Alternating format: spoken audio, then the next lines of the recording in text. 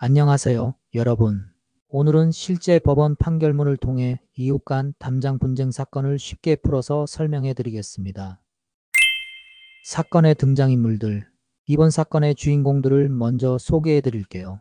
소송을 제기한 원고는 A씨이고 소송을 당한 피고는 B씨와 C씨입니다. 그리고 이야기의 시작점에는 F씨라는 분이 있어요. 사건이 시작된 배경. F씨는 경기도 시흥시에 3개의 땅을 가지고 있었습니다. D라는 도로용 땅이 300제곱미터, E라는 밭이 403제곱미터, G라는 밭이 151제곱미터였어요. 이 중에서 D 땅은 실제로 도로로 사용되고 있었습니다. 2020년 4월에 B씨와 C씨가 F씨로부터 D 땅을 사게 됩니다. 이때 중요한 약속을 하나 했어요.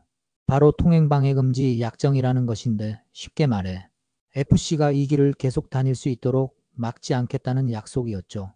그런데 2021년 4월에 F씨의 아들인 A씨가 아버지로부터 옆에 있는 이 땅을 증여받아 새로운 주인이 됩니다. 분쟁의 시작.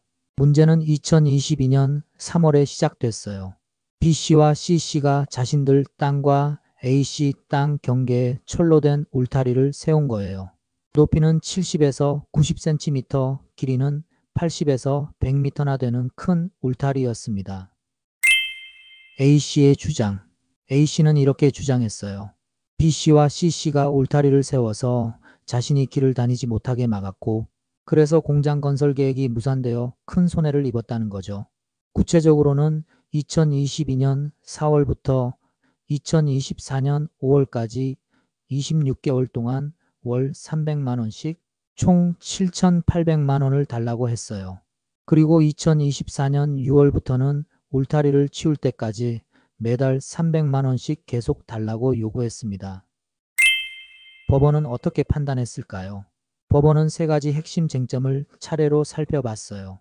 첫 번째로 F씨와 피고들이 맺은 통행방해금지 약정이 아들인 A씨에게도 적용되는지 봤습니다. 법원은 이 약정이 계약 당사자들 사이에서만 효력이 있는 채권계약이라고 판단했어요. A씨는 아버지로부터 땅을 증여받은 것이지 모든 권리와 의무를 물려받은 게 아니기 때문에 이 약속의 혜택을 받을 수 없다고 본 거죠. 두 번째로 울타리가 정말로 통행을 막았는지 확인했습니다. 실제로 A씨가 B씨를 일반교통방해로 고소했었는데 검찰에서는 혐의 없음 처분을 내렸어요. 왜냐하면 울타리가 모든 길을 막은 게 아니라 피고들 땅 모서리 부분에 5m 정도 열린 공간이 있어서 실제로는 다닐 수 있었기 때문이에요. 세 번째로 A씨가 공장을 짓지 못한 게 정말 울타리 때문인지 살펴봤습니다. A씨가 공장 허가를 받고 준비를 한 건 맞지만 공사를 시작하지 않은 이유가 울타리 때문이라는 증거는 없다고 판단했어요. 최종 판결과 소송 비용. 결국 법원은 A씨의 청구를 모두 기각했습니다. 즉 B씨와 C씨는 A씨에게 돈을 줄 필요가 없게 된 거죠. 그리고 중요한 소송비용 부분인데요. 판결문에는 소송비용은 원고가 부담한다고 명시되어 있어요. 이는 패소한 A씨가 자신의 변호사 비용은 물론 법원에 내는 인지대, 송달료 등 소송과 관련된 모든 비용을 혼자 부담해야 한다는 뜻입니다. 우리나라 민사소송에서는 일반적으로 진 쪽이 소송 비용을 부담하는 원칙이 적용되거든요. 오늘 사건의 교훈. 이 사건은 부동산 거래할 때 통행권 문제가 얼마나 복잡한지 잘 보여줍니다.